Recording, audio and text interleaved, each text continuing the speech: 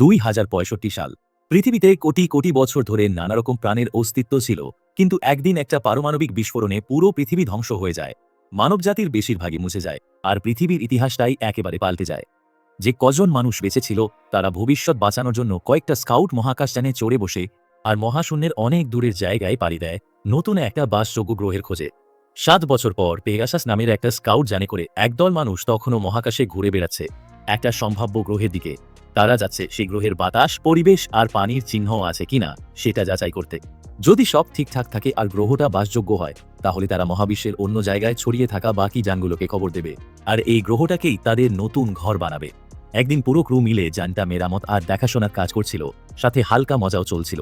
পরে ছোট্ট মেয়ে লাইরা যানের ইঞ্জিনিয়ার পিটের কাছে গিয়ে সময় কাটায়। পিট তার কাছে অনেকটা বাবার মতো। পিট কাজ করার সময় লাইরা তাকে জিজ্ঞেস করে পৃথিবী কেমন ছিল। পিট কাজে ব্যস্ত থাকলেও লাইরার আগ্রহ দেখে খেয়াল করে আর তাকে ভালোভাবে সব বুঝিয়ে বলে। জানের অন্য জায়গায় লাইরার অভিভাবক আর খালা নার্স হ্যালি মেয়েটাকে খুঁজছিল সেদিনের পড়াশোনা করানোর জন্য। হ্যালিকে অন্যমনস্ক দেখে জেরি নামের একজন ক্রু তালাবদ্ধ ওষুধের আলমারি জোর করে খুলে নিজেকে একটা ব্যথানাশক ইঞ্জেকশন দেয়। একটু পরেই ক্যাপ্টেন আর অ্যাডওয়ার্ড স্পিটের কাছে এসে বলে একটা ডেকের অক্সিজেন তৈরির যন্ত্রটা নষ্ট হয়ে গেছে, ওটা ঠিক করতে হবে। একই সময় ব্রিজে থাকা মাইক আর জেন একটা সিগন্যাল ধরতে পারে, আর সেটা কোথা থেকে আসছে তা খুঁজে বের করার চেষ্টা করে। এসবের কিছুই না জেনে ক্যাপ্টেন পিটের সাথে জানের অবস্থা যাচাই করতে থাকে, আর তখনই সে অবাক হয়ে জানতে পারে পেগাসাসের কাছে ফেরার মতো যথেষ্ট অ্যান্টি ম্যাটার নেই। ক্যাপ্টেন যখন জানতে পারে উটাহ থেকে একটা গোপন এনক্রিপ্টেড বার্তা এসেছে, তখন সে সবার আগে ক্রুদের নিরাপত্তার কথা ভাবে। পিটকে বলে দেয় এই খবর যেন কাউকে না জানানো হয়, তারপর নিজে ব্রিজে চলে যায়। পরদিন খাবার খাওয়ার সময় ক্রুরা কথা বলে পেগাসাস তো এত লম্বা সফরের জন্য বানানোই হয়নি, আর বাকি মিশন নিয়ে সবার মনে চিন্তা। পরিবেশ ভালো করতে তারা কথা ঘুরিয়ে আবার একে অপরকে নিয়ে মজা করতে শুরু করে, যতক্ষণ না জেরি এসে সবাইকে চুপ করিয়ে দেয়। সেই সন্ধ্যায় লাইরাকে ঘুম পাড়ানোর সময় হ্যালি তার বাবা মায়ের কথা বলে।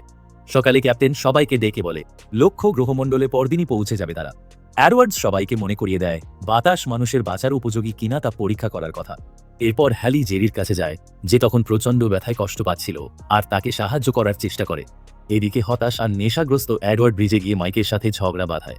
মাইক নিজেকে সামলাতে পারে না। ধস্তাধস্তির মধ্যেই হঠাৎ একটা কোড অরেঞ্জ অ্যালার্ট দেখে চমকে যায়, মানে কাছাকাছি আরেকটা যান আছে। পুরোপুরি হতভম্ব মাইক ডেটা আবার চেক করে নিশ্চিত হয় যে একটা যান স্থির হয়ে আছে, আর দ্রুত ক্যাপ্টেনকে খবর দেয়। ক্যাপ্টেন তাড়াতাড়ি ব্রিজে গিয়ে বিস্তারিত জানতে চায়। সেখানে ক্যাপ্টেন পেগাসাসকে বলে যানটা শনাক্ত করতে, আর তিনজনই অবাক হয়ে যায় যখন দেখে যানটার কোনো পরিচয়সূচক সিগন্যাল নেই, কিন্তু এর গঠন তাদের নিজেদের যানের মতোই, আর এটা চীনের তৈরি। এই যানটা কেন লক্ষ্য গ্রহের এত কাছে থেমে আছে বুঝতে না পেরে মাইক আর অ্যাডওয়ার্ডস নানা রকম ধারণা দেয়। শেষে ক্যাপ্টেন মাইককে আরেকটু কাছে যেতে বলে যাতে ভালোভাবে দেখা যায়, আর অ্যাডওয়ার্ডকে বলে সবাইকে ডেকে একটা মিটিং বসাতে। মিটিংয়ে ক্যাপ্টেন এই আবিষ্কারের কথা জানায়, কিন্তু সাথে সাথেই সবাই ভিন্ন ভিন্ন মতো দিতে শুরু করলে তর্ক বেঁধে যায়। কয়েক ঘন্টা পর পেগাসাস ক্যাপ্টেনকে জানায় অজানা যানটার সাথে যোগাযোগের বা তার এআই এর সাথে সংযোগ স্থাপনের বারবার চেষ্টা করেও কোনো লাভ হয়নি, ফলে ভেতরের অবস্থা বোঝার কোনো উপায় নেই। এরপরও রহস্যের সমাধান করতে আর কাজে লাগার মতো কোনো জিনিসপত্র পাওয়া যায় কিনা দেখতে ক্যাপ্টেন সেখানে যাওয়ার অনুমতি দেয়, আর পেগাসাস ডকিং এর জন্য প্রস্তুত হয়। পিট, মাইক আর ক্যাপ্টেন তখন অজানা যানে ঢোকার জন্য তৈরি হয়। অন্ধকার যানটা কয়েক মিনিট ঘুরে দেখার পর তিনজনই অবাক হয়, শুধু নষ্ট হয়ে যাওয়া খাবার ছাড়া কিছুই নেই, আর ভাবতে থাকে যানের আসল যাত্রীদের কি হলো। ক্যাপ্টেন চীনা এআইটা চালু করতে সফল হয়। আরও তথ্য জানার জন্য মাইক ঠিক করে যানের সব লগ আর রেকর্ড পেগাসাসে পাঠিয়ে দেবে, যাতে চীনা ভাষা জানা হ্যালি সেগুলো অনুবাদ করতে পারে। এদিকে পিট ইঞ্জিনিয়ারিং রুমে যায় কাজে লাগার মতো কিছু আছে কিনা খুঁজতে। কয়েক মিনিট পরই ভয় পাওয়া পিট দৌড়ে বাকিদের কাছে ফিরে আসে। একই সময় পেগাসাস হ্যালি, জেন আর অ্যাডওয়ার্ডসকে জানায় যে সে অজানা যানের এআই, যার নাম ড্রাগন, তার সাথে যুক্ত হয়েছে, কিন্তু বেশিরভাগ সিস্টেমই তখনও বন্ধ। পেগাসাস আরও জানায় ক্যাপ্টেনের নির্দেশ যতক্ষণ না পরিস্থিতি পরিষ্কার হয় ততক্ষণ কোনো রেডিও যোগাযোগ বন্ধ থাকবে। তিনজন মিলে একটা ছোট ছেলেকে নিয়ে পেগাসাসে ফিরতে চাইলে দেখে এয়ারলক বন্ধ, আর জেনকে বলে সেটা খুলতে। পেগাসাসের সাথে কথা বলে জেন বুঝতে পারে ম্যানুয়ালি খুলতে হবে, আর সে সমস্যাটার কারণ খুঁজতে শুরু করে। এদিকে অ্যাডওয়ার্ড এয়ারলক খোলার বিপদ নিয়ে বকবক করতে থাকে আর তিনজনকে অসাবধানতার জন্য বকাঝকা করে। তখন বিরক্ত হয়ে হ্যালি তাকে পেছন থেকে আঘাত করে অজ্ঞান করে দেয়। এরপর জেন ম্যানুয়ালি এয়ারলক খুলে দেয়, আর ক্যাপ্টেন ছেলেটাকে নিয়ে পেগাসাসে ফিরে আসে। ক্যাপ্টেন অজ্ঞান ছেলেটাকে হ্যালির পরীক্ষার জন্য মেডিকেল বেতে নিয়ে যায়। এটা দেখে জেরি ভীষণ রেগে যায়। ড্রাগনের কি হয়েছে না জেনে ছেলেটাকে জানে তোলার জন্য ক্যাপ্টেনকে দোষারোপ করে, বলে সে পুরো মিশনকেই বিপদে ফেলছে। সবাই কিছু ঠিক করার আগেই পিট জানায় ড্রাগনে ফেরার মতো কোনো অ্যান্টিম্যাটার নেই। নিজের হতাশা লুকিয়ে ক্যাপ্টেন শান্তভাবে পিট আর মাইককে বলে ড্রাগন থেকে যা যা কাজে লাগবে সব নিয়ে এসো, তাড়াতাড়ি ফিরে এসো যাতে যাত্রা চালিয়ে যাওয়া যায়। তারা সেটাই করে, ফেরার সময় পিট তার ট্যাবলেটটা ভুলে যায় আর সেটা আনতে আবার ফিরে যায়। মাইক এগিয়ে যায় পেগাসাসের দিকে। কয়েক মিনিট পর পিট ড্রাগন থেকে বেরোতে চাইলে, যেটা যে কোনো সময় বিস্ফোরিত হতে পারে, দেখে এয়ার লক বন্ধ আর জেনকে বলে সেটা খুলতে। আরও খারাপ কথা, জেন দেখে সে নিজেও খুলতে পারছে না আর পেগাসাসকে জিজ্ঞেস করে কে বন্ধ করেছে এটা। ক্যাপ্টেন আর ক্রুরা ভয় পাওয়া পিটকে বাঁচানোর জন্য মরিয়া হয়ে চেষ্টা করতে থাকে। চারদিকে হুলস্থুল পড়ে যায়। পেগাসাস জানায় ড্রাগনের অ্যান্টিম্যাটার অস্থির হয়ে যাচ্ছে আর তারা যে বিস্ফোরণের এলাকার মধ্যেই আছে এটাও জানিয়ে দেয়। ক্যাপ্টেনের নির্দেশে পিট এসকেপ পডের দিকে দৌড়ায়, কিন্তু গিয়ে দেখে সেখানে কোনো পডই নেই। নিজের ভাগ্য মেনে নিয়ে পিট পেগাসাসকে পুরো অবস্থাটা জানায়। ক্রুরা যখন হতভম্ব হয়ে দাঁড়িয়ে, পিট তখন মাত্র 2 মিনিট সময় নিয়ে টেকনিক্যাল সব তথ্য পাঠাতে শুরু করে, যাতে সে না থাকলেও তারা পেগাসাস ঠিক করতে পারে। শোকে ভেঙে পড়া ক্রুরা তাকে ধন্যবাদ জানায় আর তাকে বাঁচাতে না পারার জন্য অনুশোচনা করে। আবেগে ভেঙে পড়া লাইরা তাকে ফিরে আসতে অনুরোধ করে। মন ভেঙে যাওয়া পিট আস্তে করে তাকে বোঝায় পরিস্থিতিটা কি, বলে সে তাকে কতটা ভালোবাসে আর শেষবারের মতো বিদায় জানায়। কিছুক্ষণ পরই জেরি ক্যাপ্টেনকে দোষারোপ করে চিৎকার করতে থাকে আর রাগ করে চলে যায়। ক্লান্ত ক্যাপ্টেন আর কিছু বলার মতো অবস্থায় না থেকে জেন আর মাইককে বলে গ্রহের দিকে যাত্রা আবার শুরু করতে, আর হ্যালি লাইরাকে সান্ত্বনা দিতে তার ঘরে নিয়ে যায়। পরে হ্যালি মেডিকেল বেতে গিয়ে এডওয়ার্ডকে দেখে, যে ততক্ষণে জ্ঞান ফিরে পেয়েছে। তার অবস্থা ঠিক আছে দেখে হ্যালি তাকে বলে সে অজ্ঞান থাকার সময় কি ঘটেছে। পিটের মৃত্যুর খবর শুনে এডওয়ার্ড ভয়ে আটকে ওঠে। এর কিছুক্ষণ পরই ছোট ছেলেটা চিৎকার করে জেগে ওঠে। নিয়ন্ত্রণ ফিরে পেয়ে স্বস্তি পাওয়া ক্যাপ্টেন হ্যালিকে বলে ছেলেটাকে জিজ্ঞেস করতে তার জানের কি হয়েছিল। সেই সন্ধ্যায় খাবারের সময় ছেলেটা লাইরার মন খারাপ দেখে তাকে সান্ত্বনা দেয় আর নিজের পরিচয় দেয়, তার নাম যে। 2 বাচ্চাকে ঘুম পাড়ানোর পর হ্যালি ক্যাপ্টেনের সাথে দেখা করে বলে অনেক চেষ্টা করেও যে তখনও এত মানসিক আঘাত পেয়ে আছে যে সে তার বাবা মা বা ড্রাগনের ক্রুদের কি হয়েছিল বলতে পারছে না। ক্যাপ্টেন জানায় পিটের সন্দেহ ঠিকই ছিল, ড্রাগনের ক্রুরা লক্ষ্য গ্রহে পৌঁছাতে গিয়ে সব রসদ শেষ করে ফেলেছিল, ফেরার জন্য কিছুই রাখেনি। তারা আরও অবাক হয় জানতে পারে এসকে পডটা 6 মাস আগে ছাড়া হয়েছিল, মানে ছেলেটা একা মহাকাশে 6 মাস বেঁচে ছিল। আরও অদ্ভুত বিষয়, এই সময় এয়ারলকটা বারবার খোলা হয়েছিল অথচ কোনো ডকিংয়ের রেকর্ড নেই, ফলে তারা ধরে নেয় ছেলেটা হয়তো আত্মহত্যার চেষ্টা করেছিল কিন্তু বেঁচে যায়।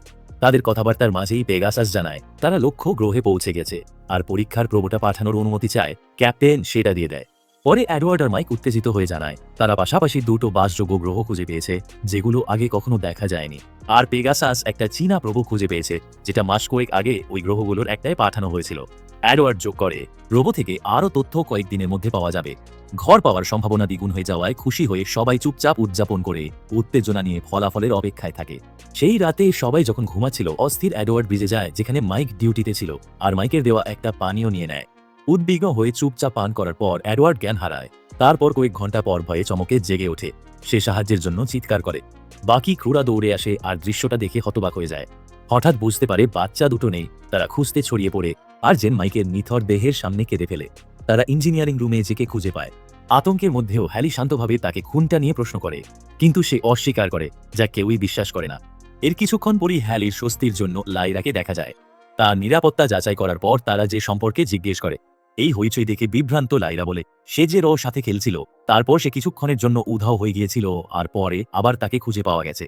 জেকে দায়ী মনে করে জেরি রেগে গিয়ে বলে সবাইকে এই অচেনা ছেলেটা থেকে সাবধান থাকতে হবে, আর রাগ করে চলে যায়। বাকিরা তাড়াতাড়ি গিয়ে দেখে পেগাসাসের সব সিস্টেম ঠিকমতো কাজ করছে কিনা। পরদিন সকালে পেগাসাস ক্যাপ্টেনকে ঘুম থেকে তুলে জানায় এডওয়ার্ড মেইন ফ্রেম ঠিক করেছে, তবে ভেতরের বেশিরভাগ সেন্সর তখনও বন্ধ। যান পরিদর্শনের সময় ক্যাপ্টেন একটা ছেঁড়া প্যানেল দরজা খুঁজে পায় আর জেনকে জানায়। জেন সেটা মেরামত করতে শুরু করে।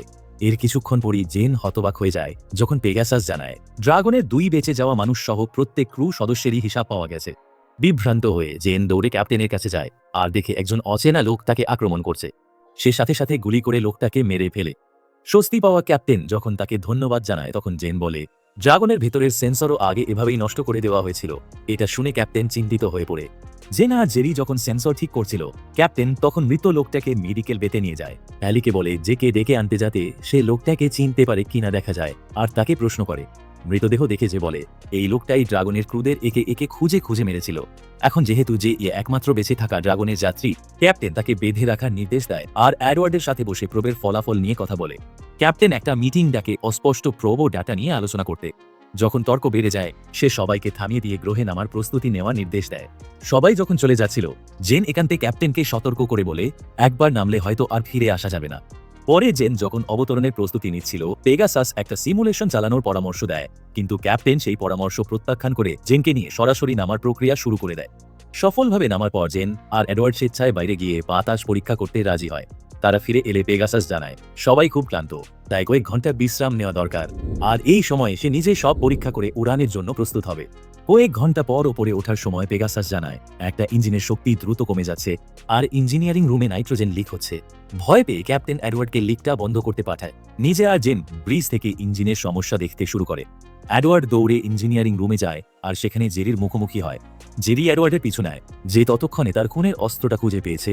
আর এডওয়ার্ড লিকটা বন্ধ করার পরই জেরি তাকে ছুরি মেরে ফেলে। ব্রিজে ক্যাপ্টেন আর জেন তখন যানটা স্থির রাখার চেষ্টা করছিল। কিছুক্ষণ পরই জেরি এসে নিজেকে নির্দোষ দেখিয়ে বলে এডওয়ার্ড মারা গেছে, আর এর দায় জেরও ওপর চাপায়। রেগে গিয়ে ক্যাপ্টেন জেকে খুঁজতে যায়, কিন্তু দেখে সে তখনও মেডিকেল বেতে বাধা অবস্থায় আছে। সন্দেহ হয়ে ক্যাপ্টেন জেরিকে খুঁজতে থাকে আর দেখে সে হ্যালিকে জিম্মি করে রেখেছে অন্য এক জায়গায়। মুখোমুখি হয়ে জেরি দাবি করে পৃথিবীতে সিগন্যাল পাঠানোর বদলে বাকি অ্যান্টিম্যাটার ব্যবহার করে দ্বিতীয় গ্রহে যাওয়ার অনুমতি দিতে হবে। এই কথায় হতবাক হলেও হ্যালির অনুরোধে বাচ্চাদের রক্ষা করার জন্য ক্যাপ্টেন দৌড়ে মেডিকেল বেতে যায়। দুই বাচ্চাকে এসকে পরে বসায় আর সেটা দ্বিতীয় গ্রহের দিকে ছেড়ে দেয়।